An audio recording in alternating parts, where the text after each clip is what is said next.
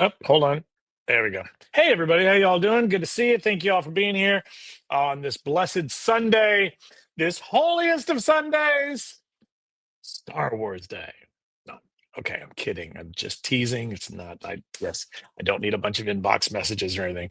But happy Star Wars Day to everybody. Happy May the 4th. I must apologize. Well, first of all, for those of you that I've not had the pleasure of meeting, my name is Steve Jones. I am the executive producer of Float, of Aloft, and Fulcrum, and a couple other projects. And I want to welcome you here to tonight's episode of Step Chat. With that being said, happy May 4th to all of you as well.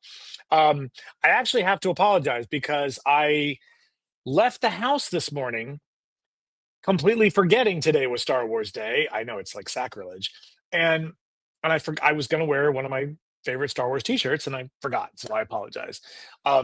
So I don't want you to think that I'm not celebrating, because I am. And at some point tonight, I will go home and watch something inspired by or created by George Lucas. Um, so very good. Yeah, there's that. I will say I am enjoying the latest. Um, I am enjoying the latest contribution, which of course is season 2 of Andor. Um, and I'm very excited about Tales of the Underworld, which I think started today, if I'm not mistaken, the animated story. Um, Talking about Cad Bane and Ventress and some other characters that were introduced in the animated stuff. So I'm excited about that. That looks really good. Um, Bear with me for a second while I go through here. Miss Stephanie, good to see you. Thank you very much. Lorena, good to see you. And hello to Milton also. Um, Good to see you out there. Dina, happy May the 4th to you as well.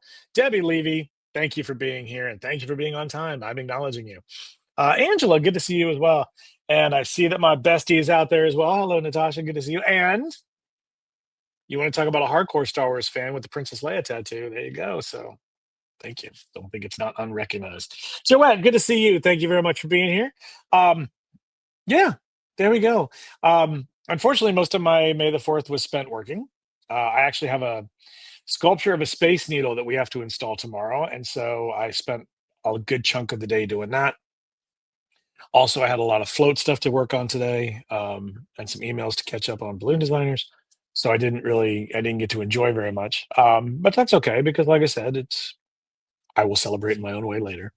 And I have been posting lots of fun Star Wars pictures on the balloon designers Instagram stories. So if you don't follow us there, feel free. It's balloon underscore designers, and we'll take it from there. But yeah, other than that, excuse me. There we go. Good evening, Mr. Greg Aragoni. Good to see you, sir. Hello, Murphy. By the way, I'm trying something new tonight with the mic system. I turned off or I set a feature that kind of mutes some of the background noise. So I'm hoping in my last recording, a lot of times when I was dealing with a lot of stuff that had to stay in the finished video, somebody was making a hell of a lot of noise. If you were just listening to the podcast, or to the episode, you would think I was being attacked by an animal. And in a way, I was. I guess you could say that I was, because this guy right here was all up in my business last week. Mr. Murphy, hello. Hello, Mr. Murphy. I don't mind you licking my I don't mind you licking my face, but do not lick into my mouth. That is just gross.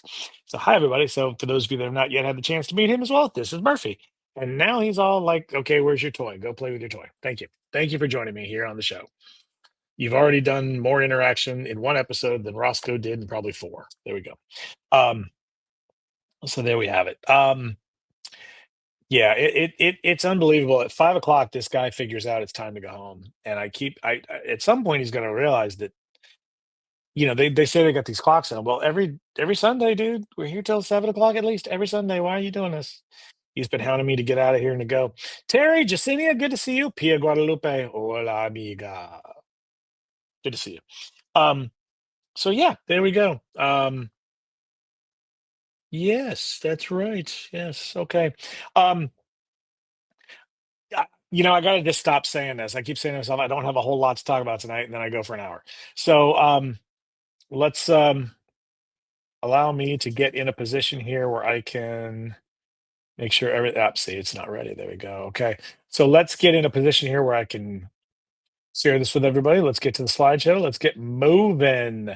Um, Let's see. Nope, we're gonna go here. There it is, and kaboom. Let's make sure that's working on both ends before I get going here. Milton, good to see you. Happy Fourth to you as well. Um, I will say I'm kind of glad that Revenge of the Fifth didn't kick in. It's kind of hard to. It's kind of hard, really, to do Revenge of the Fifth when May the Fifth is also Cinco de Mayo. It's like, look, you had your day, dude. May the Fourth, you had your day. There you go. And it's interesting this year because again, on you had Derby Day yesterday, you have Star Wars Day today, you got Cinco de Mayo tomorrow. You want to talk about three completely polar opposite type celebrations? I think it's fantastic. So this was a great year. Fantastic. All right. Thank you all very much for joining me once again here on Step Chat on this Sunday night. And with that being said, let's get our slideshow underway. First of all, we are going to start off tonight with something that normally we kind of reserve till the end of the show, but we have a very important announcement to make that we need to talk about pertaining to Lisa's show on Tuesday. Many of you know that our friend Lisa McIntyre hosts Kicking Back with Lisa Mack, and it's normally scheduled every Tuesday night at 5 p.m. Pacific time, 8 p.m. Eastern time, and whatever the hell time it is where you are. Well, this week, Lisa's show is scheduled much earlier in the day. This is called Kicking Back with Lisa Mack International Style.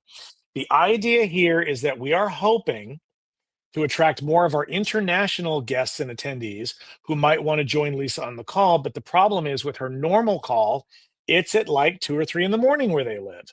So as a result, Lisa has graciously agreed to host this week's episode. And from now on, moving forward, once a month, she's going to start hosting a special episode much earlier in the day as a courtesy to our international delegates. So this Tuesday's show will take place at 1 p.m. 1 p.m. Eastern time, which is 10 a.m. Pacific time. Now, for those of you that are unfamiliar with the format of this show, it works pretty simple. It's like a virtual happy hour on a Zoom call. Everybody's encouraged to get in live on the Zoom call and go from there. And then what'll happen at that point is Lisa just generally talks to everybody. Everybody kind of mixes around and comments on everybody else's stuff. Sometimes somebody might be in the background working on a project or something, and that'll take over some of the conversation. Other times, people start talking about what's going on in their lives, and that'll lead to a conversation. Sometimes somebody's kid will jump in the shot, or somebody's pet will jump in the shot, and that takes it to another conversation. So it's very fluid. It's very, very friendly and fun. And it's broadcast live right here on the Float Facebook page. Okay. Then after about an hour of that stream, it goes off the call, which is off of Facebook, which is then called after party, which a lot of times some of the people don't even get in on the call until then. You can engage in the call in two different ways. Number one, if you don't want to be directly on the Zoom call itself, you can just make comments and leave comments in the Facebook feed on the Facebook group or on the page, excuse me, as you see here. But everyone and anyone is invited to join Lisa on the Zoom call as long as you're a member of the Floativerse. That link for the call is shared in the Float Facebook group. The reason for that is the group is private. So again, if you're a member of the Float Facebook group, you can get the link. If you're not a member and you know Lisa, just message her privately on Facebook and she'll send you the link so that you can join live on the call. Yeah, how many times has Matt Lewis fallen asleep on Kicking Back with Lisa Mack or things like that? That's the reality of this. So the idea is we're hoping to attract some of our international folks to be on the call earlier in the day. That way Lisa can get them earlier when they're actually conscious, and we can get a more inclusive crowd, so to speak. So we're very excited about that. Thank you. And by the way, all the credit in the world for this goes to Lisa. This was a fantastic idea that Lisa came up with. I think it's wonderful, and I'm very excited that we're beginning to implement it. So this will start once a month. I don't know if it's going to be a regular, like every first Tuesday of the month or anything like that, but we can certainly talk about that. Lisa and I can, and then we'll figure it out from there. So again, thank you, Lisa. Wonderful. Miss Stephanie, tacos and tequilas for you celebrating. Yep, there you go. Donnie, good to see you. Thank you very much for being here. Okay, this week, the last 2 weeks actually have been very exciting times and very anticipatory times and very nerve-wracking times for several people in the Floativerse, and that is our instructors who applied to be teachers at Float. Well, we have updates for all of you pertaining to this. I am very happy to share with you. Well, first of all, let's review. So we had 20 different people apply for 9 open spots. Okay. 20 different people applied for 9 open teaching positions. 2 of them owned by our friends at Anagram International, 2 of them with Batalic, 2 of them with Gemar, 1 of them with Globus Payaso, 1 of them with Calisan, and 1 of them with Tuftex. Now remember, these are all sponsors that have purchased either 2 class sponsorships or 3. Sorry, I shouldn't say that. They've either These individuals have sponsored either 3 class instructors or 2 class instructors.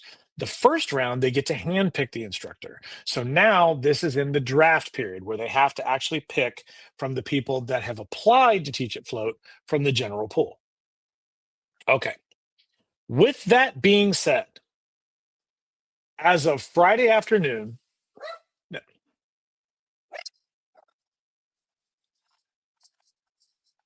hold on. Guys, I hate to do this to you, but we're gonna make a. He's right. Oh, I know who it is. Never mind. Oh, never mind. Sorry. We can literally hear somebody. There's a storeroom right behind this wall, and I can literally hear. I can literally hear somebody in that room, and I'm like, that room is locked. What is going on? It's the local handyman, the guy who owns it. So, needless to say, hopefully Murphy won't be making too many more noises of this nature. So there we go. Okay, so let me get back to the. Sorry about that, guys. I have to get back to this here. Okay. Hey, enough. Okay, so as of Friday, I really can't blame him for barking at that because it's kind of like somebody could have been breaking in, right? Like it's a legitimate thing. Okay, so as of Friday, all 6 of our sponsors submitted their selections on Friday evening / afternoon. All 20 of our candidates were notified at that point, either A, whether or not they were tapped to be a primary instructor, B, where they possibly weren't tapped to be an instructor, or C, where they weren't necessarily tapped to be a primary, but they were tapped to be an alternate. So those were the emails that were sent out on Friday. So basically, if you apply to teach at Float, you need to check your inbox if you haven't already done so. Okay. Because everybody got notified on Friday where they currently stand. Now, to be fair, again, I do want to be very, very transparent here. It's not done. It's not complete because we do not yet have everybody confirmed. What we have is sponsors have said, this is who we want to teach. Okay. And believe it or not, it's a little more complicated than most people think. Okay. So number one,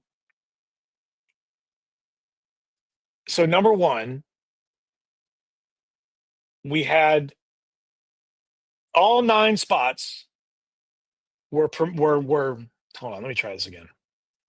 All 6 sponsors gave us their primary choices for their classes. So you would think to yourself, okay, great, that means 9 people. There you go. It's up. No. 8 people were submitted. 2 of our sponsors picked the same instructor to teach. So that instructor then had to make a decision as to where they want to teach. Okay. Well, you know what? Let's get to this. Let's get to the next slide. Okay. So 8 spots, but we've got a 9th spot. That is the complication. Okay. So as I was saying before, we have 9 spots. 8 different instructors were chosen for 9 spots, which means that one instructor was picked by 2 different manufacturers to be a teacher for them at Float. Well, that can't happen. That person either has to represent one or the other. So you have company A and you have company B. Both company A and company B picked this person. Well, this person relatively quickly said, you know what? I have a relationship with company A. I'd like to teach for company A. And I'm confirmed and gave us their confirmation. I'm good. I'm in, done. Okay, boom. So now company A gets that individual. The problem now is company B doesn't have a teacher. That's why we asked for an alternate, right? So now it defaults to the alternate. Well, there's just one problem there. The alternate is also one of the 8 primary people that was chosen by company C. Okay. So, so where are we in this? Okay. So now in other words, we're right back to square one. Okay. So, in a way. So a lot of people, all right. So let's put it this way. So now company B and company C with another teacher sitting here going, who do I choose? And Jenny Porter, it can be such a tough decision. I get that. Yes, because Jenny Porter, if I'm not mistaken, was picked by 3 people at 2024. Yes, I'm bragging on you. Okay, so here's the challenge. Here's the challenge. Okay. Let's say the teacher goes for company B. Okay. That would be the alternate pick. Okay. Let's say they opt for the alternate pick. Okay. Then company C would have to default to their alternate choice. Now, in this case, if memory serves correctly, yeah, their alternate has not been selected by any of the other teachers. So theoretically, the alternate would then be elevated up into that role. The alternate would almost undoubtedly say yes, and then we're done.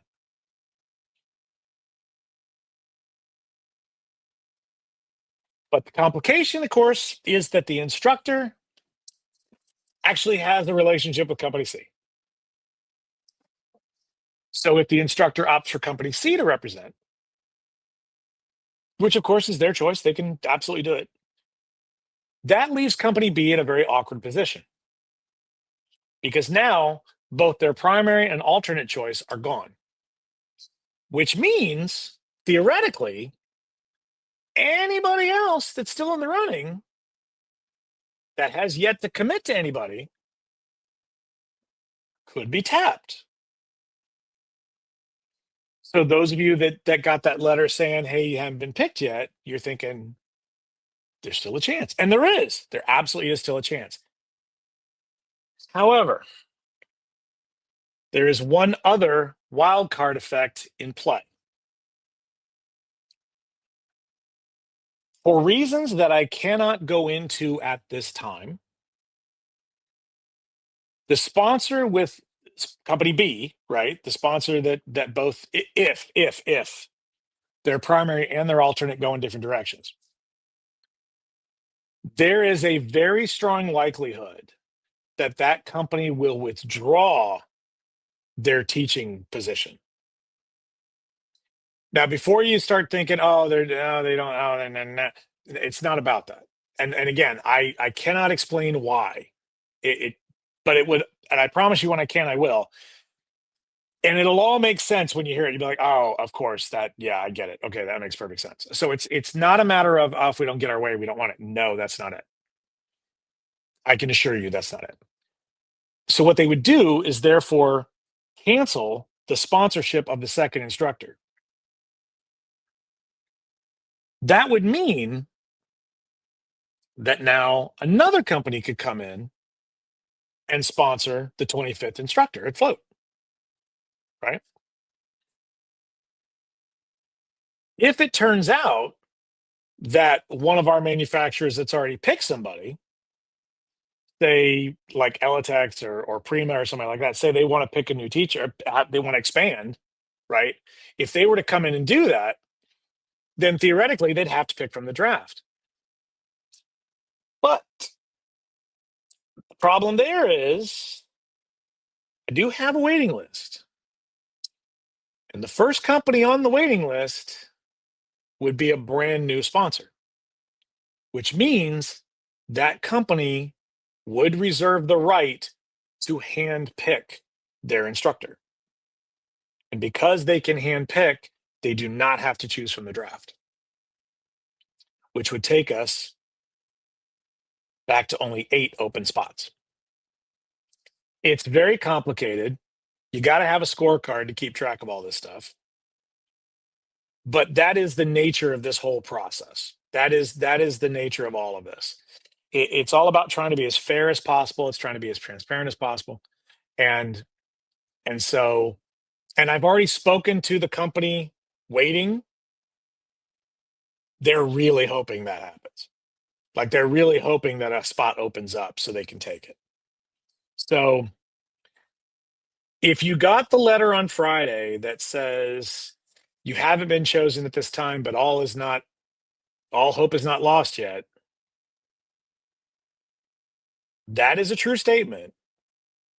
But I would argue that there's only about maybe a 5% chance at this point that you might get tapped. The other factor that's involved in this is that all the other teachers that are involved in this process, not including the one that's choosing, they've all only been selected by one company. So in other words, if they decide, if you've been tapped, let's say that you've been tapped by Estebanitex, right, to teach for me at Float 2026, and you're like, dude, that dude's crazy. I am not teaching for him. I hate their stuff. Their stuff sucks. I'm not going to teach for them. That is your right as a teacher. You absolutely have that right not to represent them. But if you turn down the sponsorship and they're the only people that sponsored you, you are vacating your spot to teach at Float. So it is my suspicion, it is still not, of course, 100%, but it is my suspicion that nobody's going to turn the spots down because of that reason alone. So again, it is very unlikely that this is going to happen. Now, you guys are riveted to this because there's no questions. Hi, Laura. Good to see you. So the information was sent out on Friday. If you are one of the will be or would be teachers who received the letter saying, congratulations, you've been tapped by blank, you have until 12 p.m. Pacific time on May the 12th to make your commitment to teach at Float. So you have the next week and a day. Think it over, communicate with the sponsor, get all your negotiation stuff out of the way. There shouldn't be a lot of negotiation stuff because a lot of it was presented in the packets, right? But at the end of the day, whatever you feel like you need to talk about, whatever you need to agree upon, that's what you need to do. Because you must give us an answer by no later than 12 p.m. Pacific time on Monday, May the 2nd. That is, on Monday, May the 12th, which is 1 week from tomorrow. Okay. If you do not commit by 12 p.m., we are going to assume you are vacating your spot. Guys, you've been in this process now since March 3rd. I can't believe it's not important to you enough to have a conversation.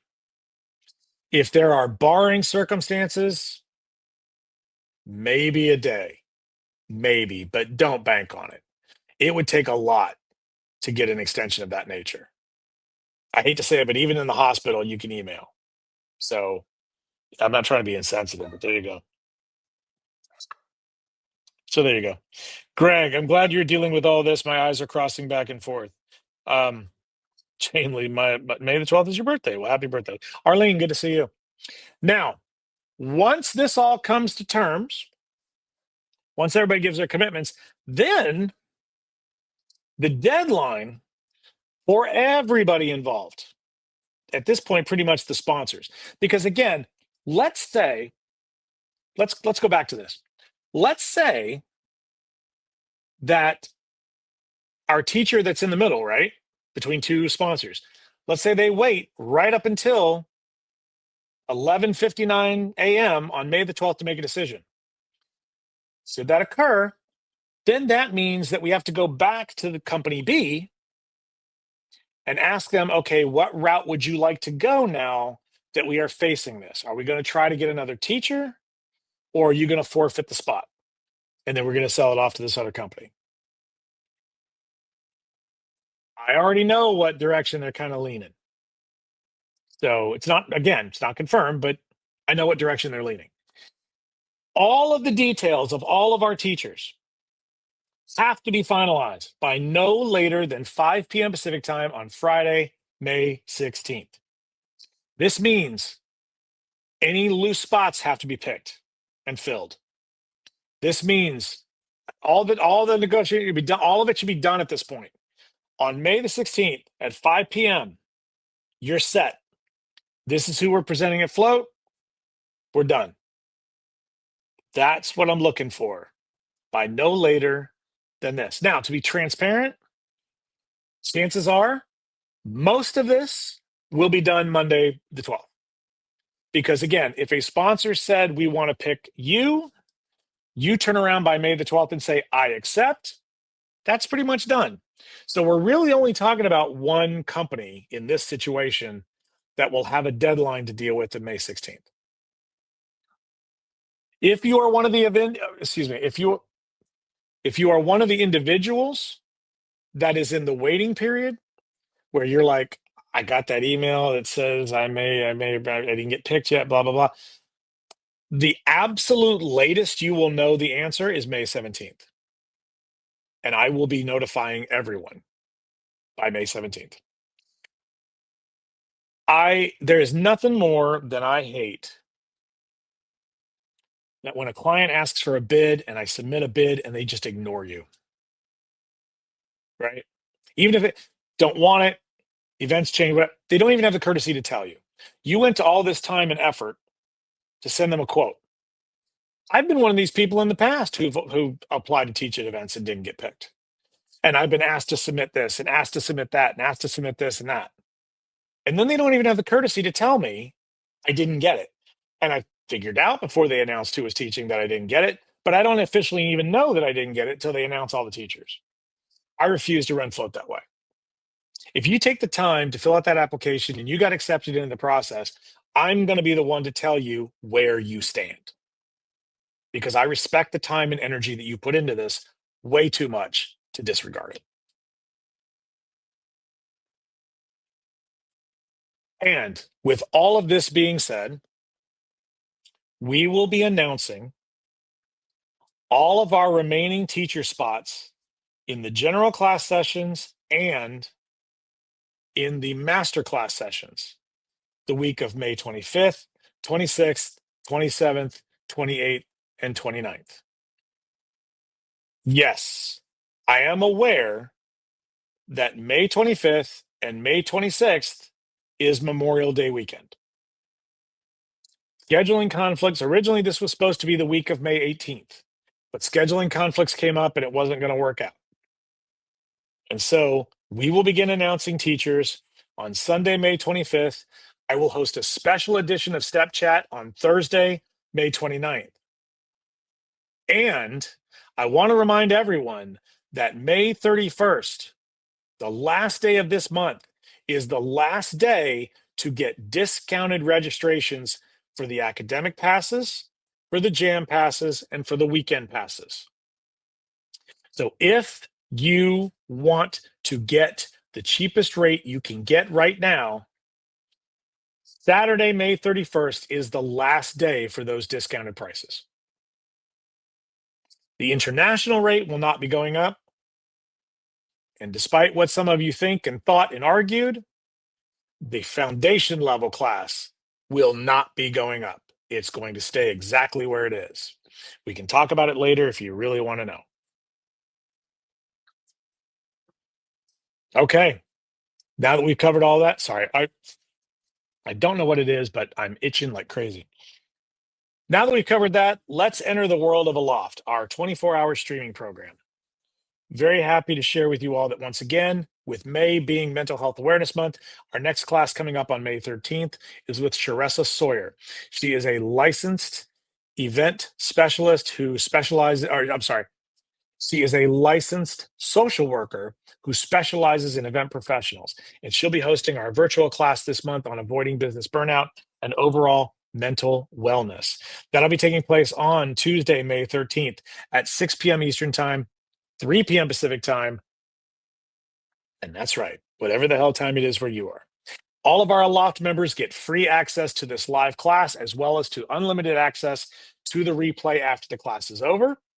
If you are not a member of Aloft, you can still join us by either A, joining Aloft before the class starts at floatconvention.com/Aloft, or you can sign up for an individual access to the live class and receive a complimentary digital download of the class afterwards by going to floatconvention.com/orange store and purchasing access there for $25.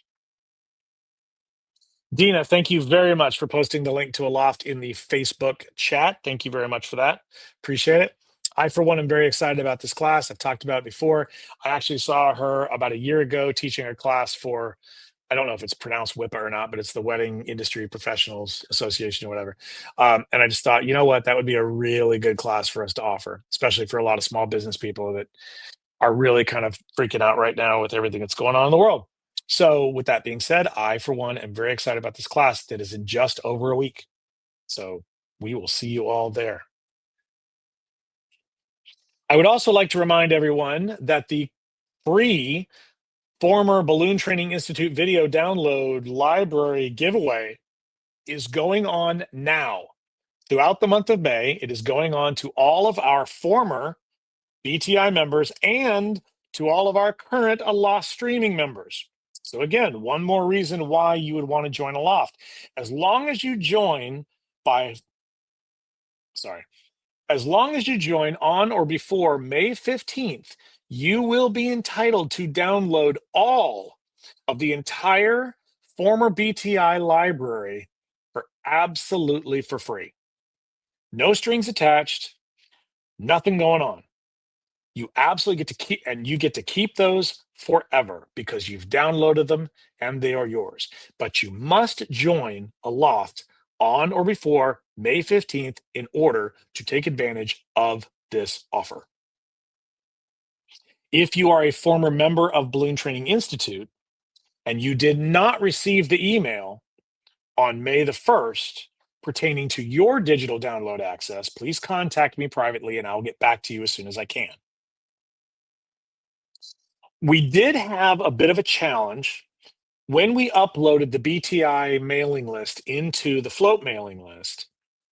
One of the complications that I need to find, there's got to be a way to do it. I just don't know how. The way that it works, if I categorize all of these people as, say, they're in tags, right? They're in groups within the thread, and some of those people come out, they'd be marked as BTI, right? The problem is if I upload all of those people in, everybody who's new goes in as BTI, which is fine. But everybody who is already in our system, if I upload them as BTI, it erases everything else. So in other words, I don't know how to upload them as BTI plus everything they already are. Does that make sense? It just overrides what everybody is. So there's a bunch of you that I'm learning that are already in the Floativerse, and you're also BTI members and you never got the email. So please take a minute to check for me. Take a look at that, make sure you got it. I mean, obviously, there's been a few people so far that are like, hey, I didn't get it. Yep, I found you. I sent it to you directly. There you go. So yeah, that's it. The other thing I want to share with everybody is please, dear God in heaven, do not try to download these videos to your phone. These videos are too large for that. They will consume your phone memory in no time. And then you'll be like, oh, what do I do? So do not try to download them to your phone. Please download them to a laptop computer or a desktop computer. Download them to an external drive or download them to an electronic service where you can store your content that way. The final count on the videos came to 130. Again, I'm kind of surprised given the fact that there were 232 videos in the system. But again, as I was going through them, I think I mentioned this to you before. Some of them, some of them were were timely. In other words, they were like there were entire videos dedicated to Qualitex products. Well, that can't do that anymore.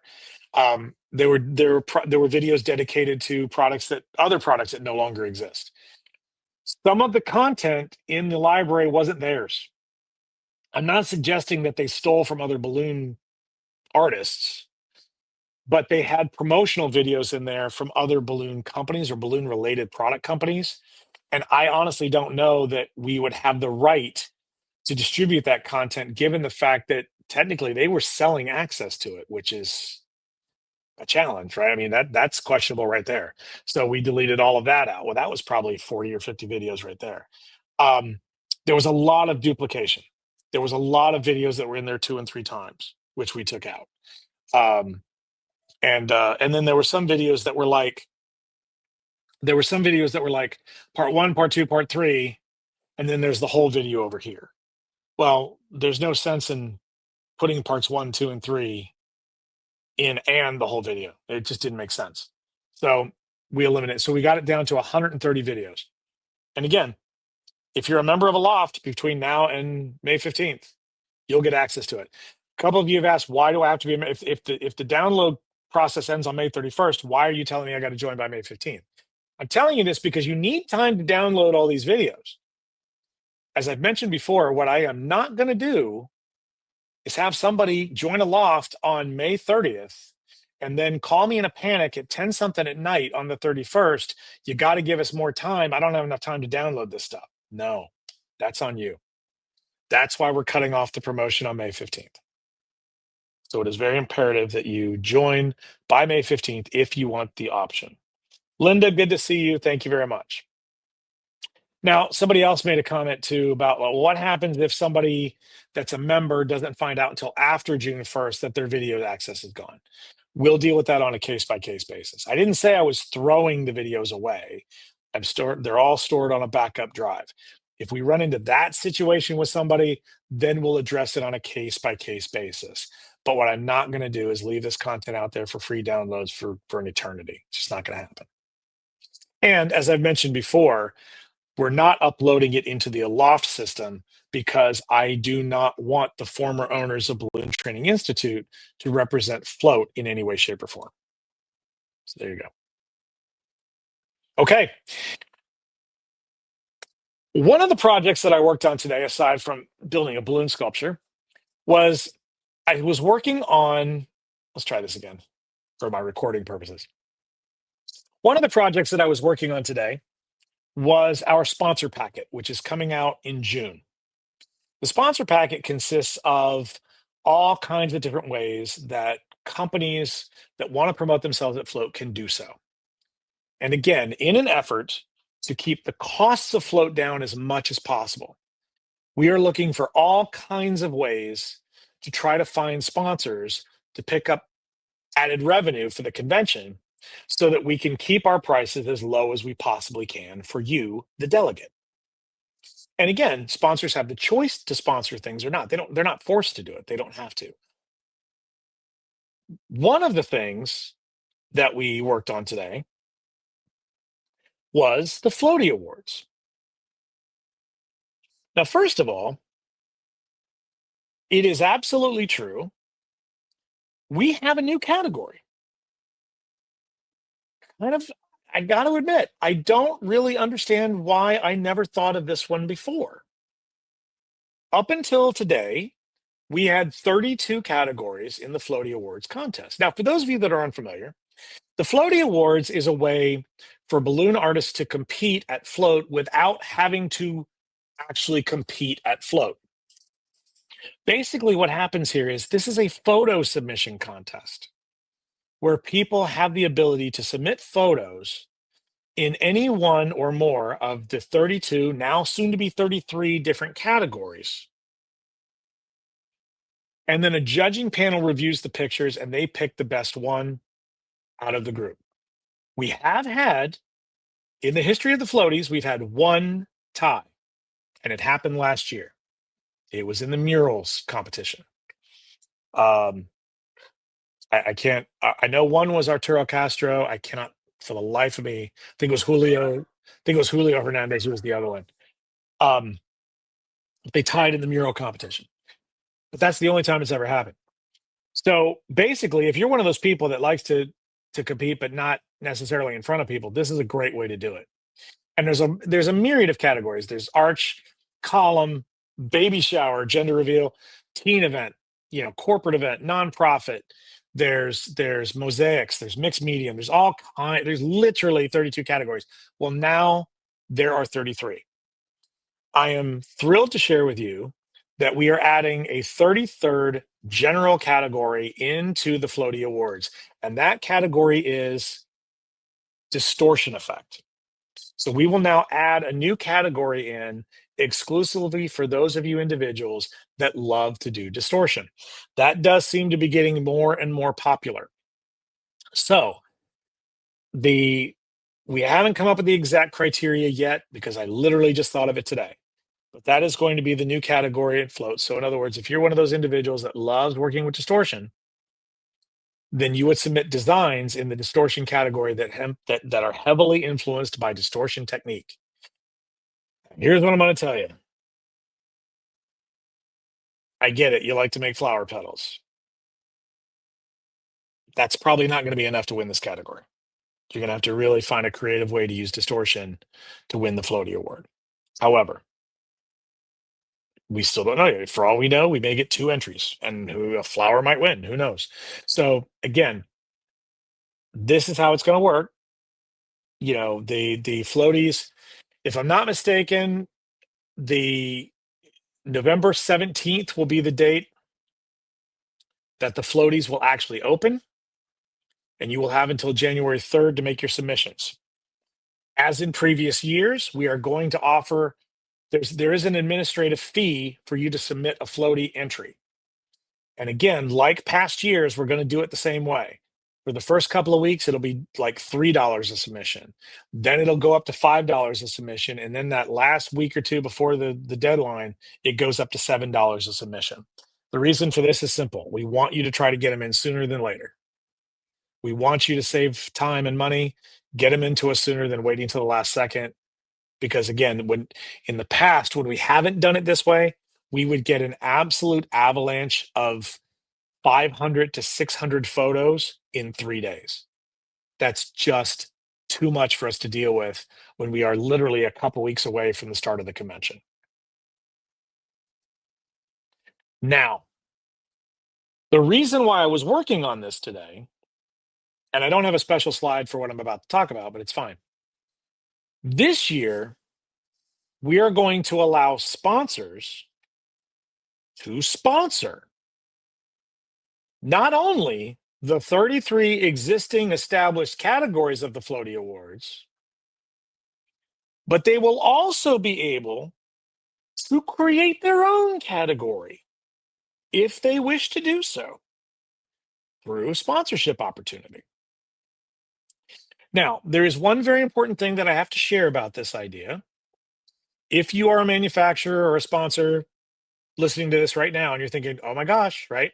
Like, again, Esteban Latex, Estatex, we'll call it Estatex. Sounds better. So let's say Estatex decides, I want to sponsor the arch competition. Okay. Oh, and the rule is you can only use Estatex in the design. Well, that's not how the floaties work. You see, the floaties are examples of your work that's been done since the last convention until now. So we are not going to allow brands in the established categories, in the 33 established categories. No one is going to be able to require that you use their product or service in that category. Okay. So I hope that makes sense. I don't want to negate the entire premise of the competition. That wouldn't be fair. That just would not be fair. However, if a manufacturer or a sponsor wants to create a new category, okay, if they want to create their own category, then they can, and they can make all the restrictions they want. It would be a separate category. So theoretically, we could end up with 37 categories this time around. Who knows? For example, here's what I was thinking about just the other day. My friend Paul Teal, right, who owns Event Welding, Paul could theoretically sponsor Best Framing or Frame Design Floaty Award, okay, where people would design their framework, and then he could say, you have to submit a photo of your frame without balloons on it, with balloons on it. There you go. Now, I don't think it would be fair for Paul to turn around and say, submit your photo using my frames, but technically he could. Technically, he could do that. It'd be hard to kind of prove otherwise, I think, but he could make that requirement if he wanted to. So I can think of numerous companies out there that could come up with nuanced categories for the Floaty Awards. So yeah, so these are all things that are in the mix. Obviously, if you sponsor an established award, it would not be as expensive as if you were to sponsor your own individual category. All those prices and everything will be made available relatively soon, but I can assure you they are extremely reasonable. So I don't think it'd be difficult for people to start scooping up Floaty Award sponsorships, to be completely honest with you. Okay. Well, for now, that's all I really have to talk about is, well, no, that's not really true. Along the lines of sponsorship, today's step chat survey also had to do with that because, again, as I mentioned, I was working on the sponsor packet today. And our survey, of course, had to do with your name badges at Float. Over the last couple of conventions, we've seen a dramatic increase in attendance, right? 2020 saw a very large, well, 2020 and 2022 saw substantially larger turnouts than we've ever had before. And of course, 2024 saw the record turnout of 930 people. This past year, we had a dramatic increase in the number of lost badges at the convention. And we believe that a strong percentage of those lost baggage, we believe that a strong percentage of those lost badges had to do with the badge holder itself and the design of the lanyard holding the badge. With that in mind, we wanted to research the possibility of getting a higher quality neck wallet style lanyard as opposed to a simple badge concept like we currently use. And we put it to you, the delegate, to vote which route you would like to go. Now, a neck wallet, I didn't even know what the term was until recently. A neck wallet is basically the kind of lanyard you see that has two straps that come around the neck and meet at the top of this thing. It's all sewn together. Murphy, come on. It's all sewn together. Come here. It's all sewn together in one nice piece. And then it's got the badge sticking out in the front. And then in the back, there's a pouch where you could put some money, you could put your tickets, you could put whatever you want in there, and then that way you keep it, right? So that's why they call it a neck wallet, because the idea is you could put your ID in there, you could put your room key in there, you can put all kinds of stuff in there, credit card in there, whatever you want to do, and then your name badge is on the front. However, the problem that we've run into is that over the years, we have embraced this very large badge design that everybody seems to really like because it's much easier to read. And one of the complaints or one of the things people say they like about it is if they can't remember somebody's name, it's not hard to look down and see what their name is, right? And that way you can be a little more discreet about it. Unfortunately, these neck wallets do not come in a larger size like we use. The badge size that we use is about 4.5 inches by 6 inches. And the biggest they come are about half the size. It's like a 3x4. And given the fact that we've got the security decal, we got a sound mark aloft, we got all kinds of other things that we have to do on these badges, it's going to be a real challenge to do this. However, we wanted to make sure that the delegates felt that their needs were being met before anything else. So we threw it into the poll this morning. Should we use a neck lanyard or should we use a standard badge holder with the larger badges, Or should we dude, what in the Christ, what is going on with you? Or should we do the smaller badge with the neck wallet? Overwhelmingly, once again, the group it started out kind of down the middle at first. It started out with more of the whole like it started out with more of the whole like 55-45, but as the day went on, it got dramatically wider. I want the bigger badge and I will deal with the holder. So there we go. Now, during the course of today, a little thread went along the way, and a little trolling went on, but the idea of having to replace a badge, and this is honestly what is I mentioned in the post that I was still scarred from last year, and this is all very true. We had an incident at the front desk last year, at the registration desk, where a delegate lost their badge, got very angry about the fact that they were going to have to pay $100 to replace the badge. Like very angry, to the point of loud, to the point of shouting and getting very aggressive and accusing and making all kinds of whatever. And of course, I'm trying to explain that no, we can't just do that. And the badge was eventually turned in. And frankly, it was turned in relatively quickly. Um, and I know exactly what's happening because the problem is the badge itself is hooked at one point in the middle. If you're doing stuff and you bend over and you've got your hands in front of you or something, you stand up, it is very possible that you'll strip that badge right off the thing and not necessarily even know you did it. Fair, right? Okay.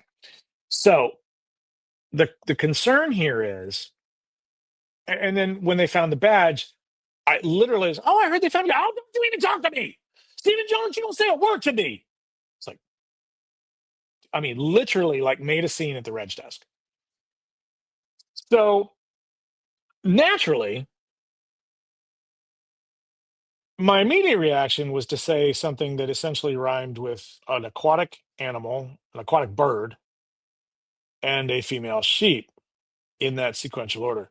But obviously, that's not what I'm going to say because I'm at float. However, the incident brought up a valid point, right? These badge holders are considered an economical version. We don't want to get the kind that you got to pin to people because we know everybody's going to complain about this is going to ruin my clothes, right? And the magnetic ones don't necessarily stick either. They could, depending on what you're wearing, the magnetic holders may drop off in the middle of the day and have the same problem. So naturally, we looked into this. Then last year in 2024, I was in a trade show, and the people that sell our badges were in the show too. So I went up to them and I talked to them. I said, "This is my problem. What can I do?" And she goes, "Oh, well, it's no problem at all. We can look into ordering a special. We can look into having one custom made. Like if you're going to buy enough of them, we could justify getting them a special run done." I thought, "Oh, that's perfect." So I reach out to them, and I get no answer. Reach out to them again, I get no answer. Finally, I reach out to them a third time. I say, "Look, it's the third damn time." And they're like, "Oh, we don't have a badge holder that size." And I said, "I know." As I explained in my other email, there was a conversation. "Well, I don't know who told you that, but that's not true. We can't do that. All we have is what we have." So there you go. But it does appear that most of you are in this. But the good news is, I may have already figured out the solution to this problem without having to deal with the smaller badges at all. So I think I found a way to keep the bigger badges and make it easier for you not to lose them.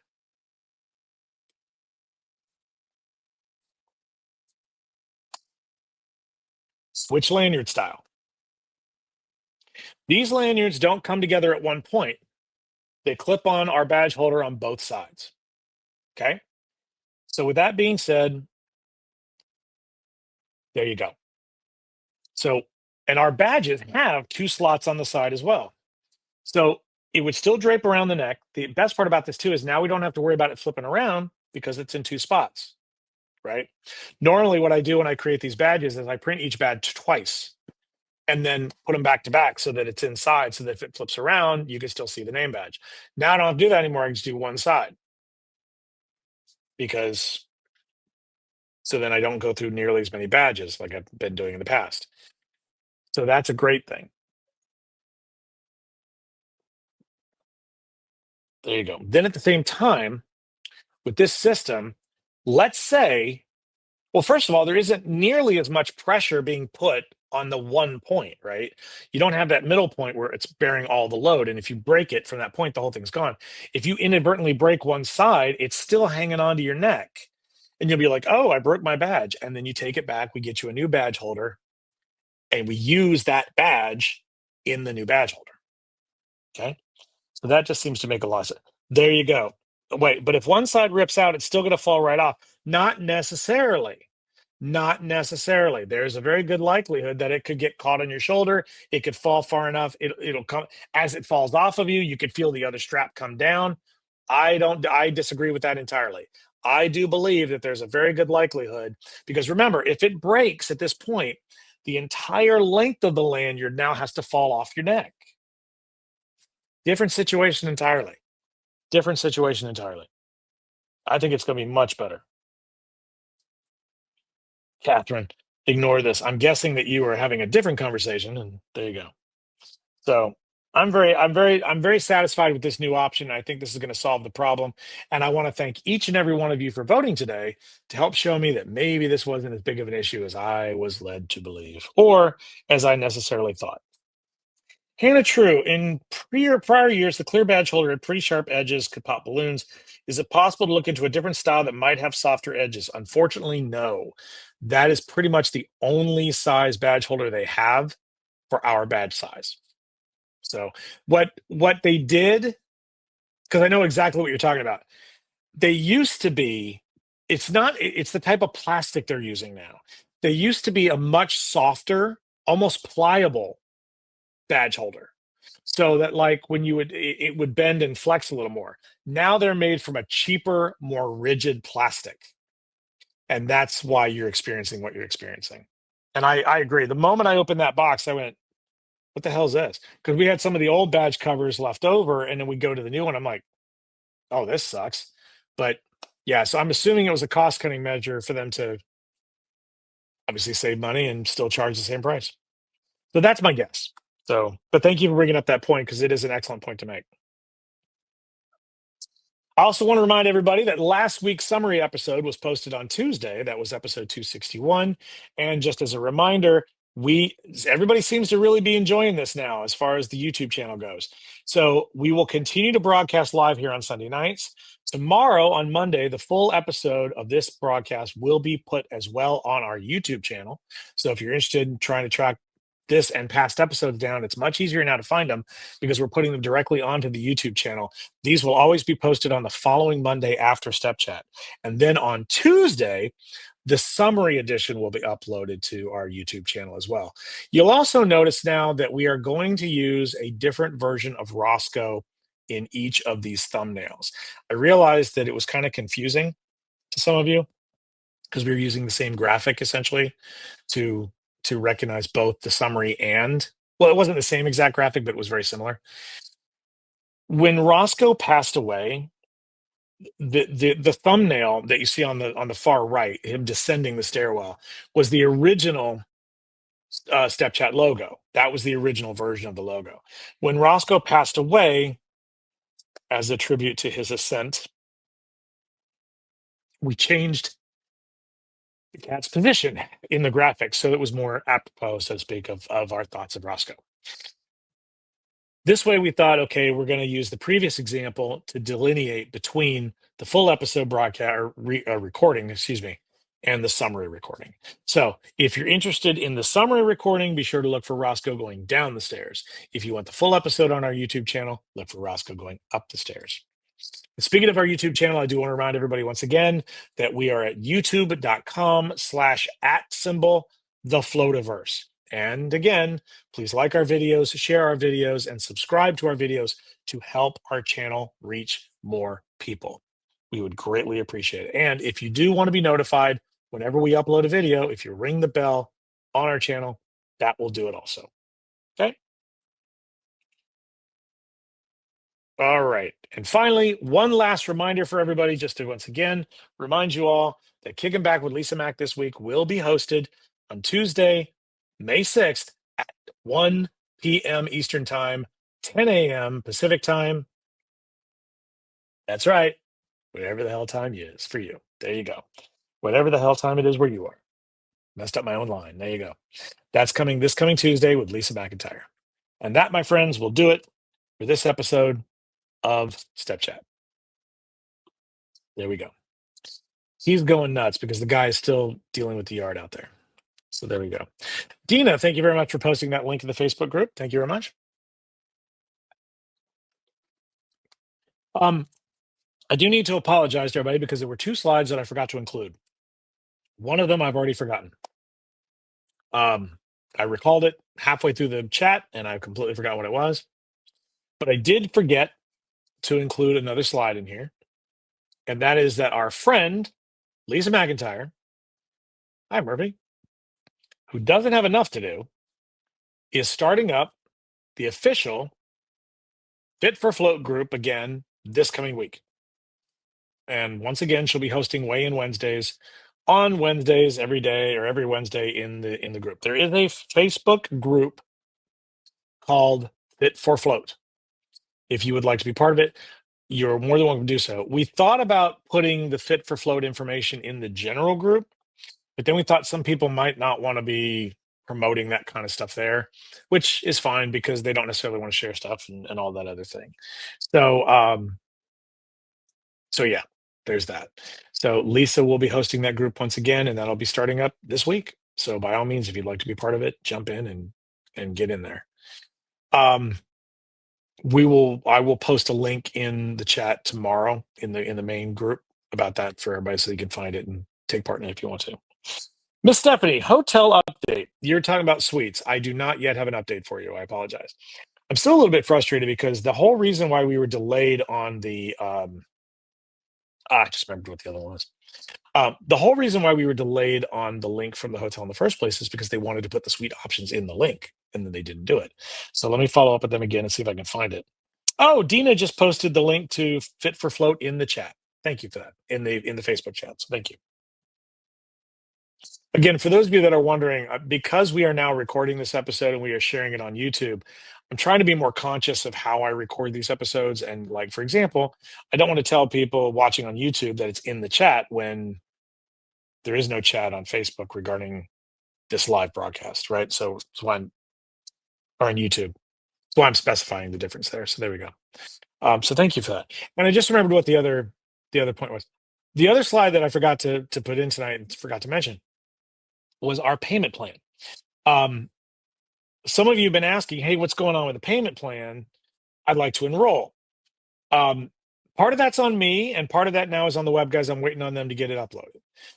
The payment plan was submitted like beginning of last week, and I think they're still trying to get the details worked out. They're trying to come up with a system of how it's going to work. The way that it's going to work is very simple. You're going to sign up for Float. You're going to make a one-time, non-refundable payment, and I don't care what story you have to give me. It is a non-refundable payment of $225 plus a $29 service fee. Okay? So you're going to sign up basically for $254 if my math is right.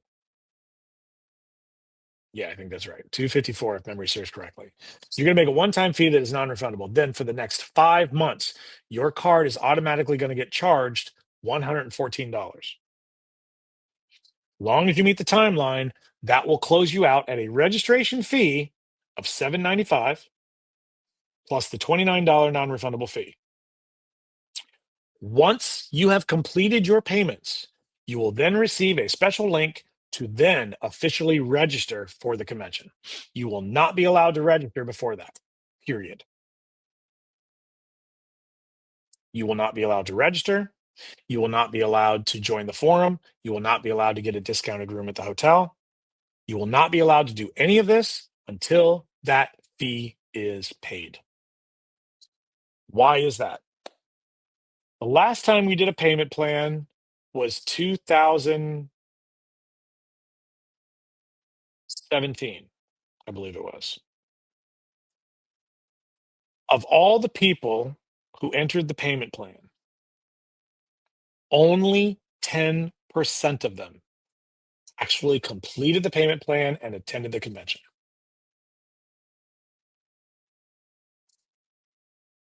It's true. It's absolutely true. Only 10%. Half the people who signed up for the payment plan never made a payment past the first payment.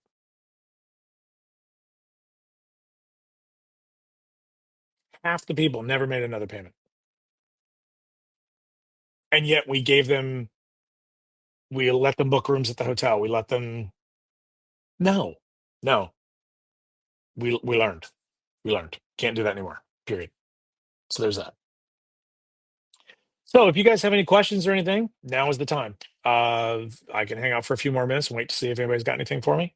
But other than that, um, I honestly believe that I honestly believe that I will probably know by this Friday who all the rest of my teachers are going to be. And if the one sponsor does forfeit their teaching spot, I already know who the new one coming in is going to be. If you are watching this and you are on our advisory board, I do want to share with you that if this in fact happens, if this in fact occurs, um,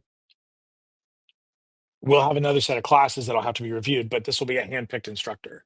So you won't be determining whether or not the instructor's coming. You'll be determining which classes that they submit that you'd want to pick. Dina, are you still taking applications for the fashion show? I am indeed. Thank you very much for that. Yes, we are still taking applications for the fashion show. As of right now, there are 4 submissions. But remember, like I said, the reason why you want to apply to be in the fashion show is because you want to get your name in the hat for somebody to potentially sponsor you. This goes back to that whole conversation again about the sponsorship packet. Sponsors can actually like manufacturers, wholesalers, everybody can actually sponsor someone to be in the fashion show. If they do, your registration to float is comped. If they do, we will provide you with a dress form. So you don't have to worry about bringing one to float. Okay? So anybody and their uncle can be in the fashion show if they want to. The question is whether or not you get sponsored. If you're not sponsored to be in the fashion show, then you don't get comped and you don't get a complimentary dress form to use. So that's something to think about.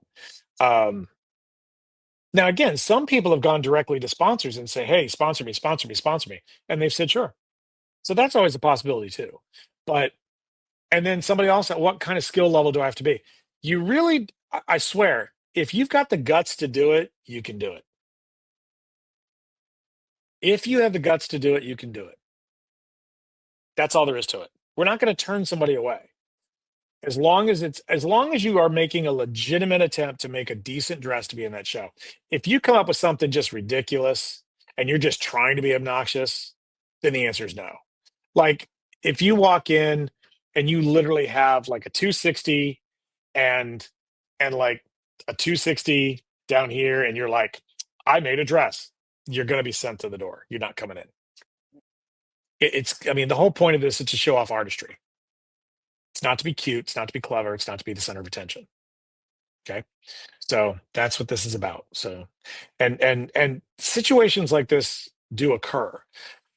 Twist and shout, for example. I'm not bashing twist and shout, but like for example, what'll happen a lot of times is I remember I was the competition director for several years. I was always I never really understood it to save my life why somebody would literally run in 5 minutes before the convention's over and put a balloon dog on the table and said, I just entered. Why? In one case, I understood it because the individual was trying to be designer of the year or top twister. But even then, I don't think there was a requirement that you had to enter all 3 because it was just based on total points. And you're not going to get, I mean, you might get 1 or 2 points with a balloon dog, but you ain't getting anything more than that. So I never understood it why people thought they were so funny and clever to do that. But somebody did, so there you go. Um, so yeah, and that's also why we have in the rules at Float, if you enter one of the design competitions at Float, that the judging or the directors have to assess and have to determine that you've entered a legitimate entry because there's a deposit involved. You can't just show up for the entrance to court competition, throw a balloon down and say, "That's my entrance, give me my money back." No, that won't work either. Dina, thank you for posting the link to the fashion show application in the Facebook chat. Thank you very much for that. Okay, well, if we don't have any, I'll give it another round here. Let's see if we got any more questions. Other than that, I think we're good to go. It was my intention to record an episode of the Rubber Bubble podcast today, and I didn't get a chance to do it. And knowing what the rest of this month is like, I'm going to have to make time to do it this week because if I don't, it's never going to happen. So I hope to have an update for you next week. By the way, being that it is Mother's Day next Sunday, yes, you'll be forgiven if you just watch the replay. I understand. Um, my mom is in Texas. I'm here, so I will be celebrating virtually with my mother before the call. So there we go. Okay, well, guys, thank you all very much. I appreciate your time once again. Thank you for being here. As always, it astounds me how much you all sit and hang out with me every Sunday night while me and a dog talk to you about a variety of stuff at a convention that takes place every 2 years. So thank you very much. I really, really appreciate you. I value you. I value the time that you spend with me, and I only hope that I only hope to be a small part of your journey and your success. There we go. We'll see you all next week. Thanks, guys. Bye.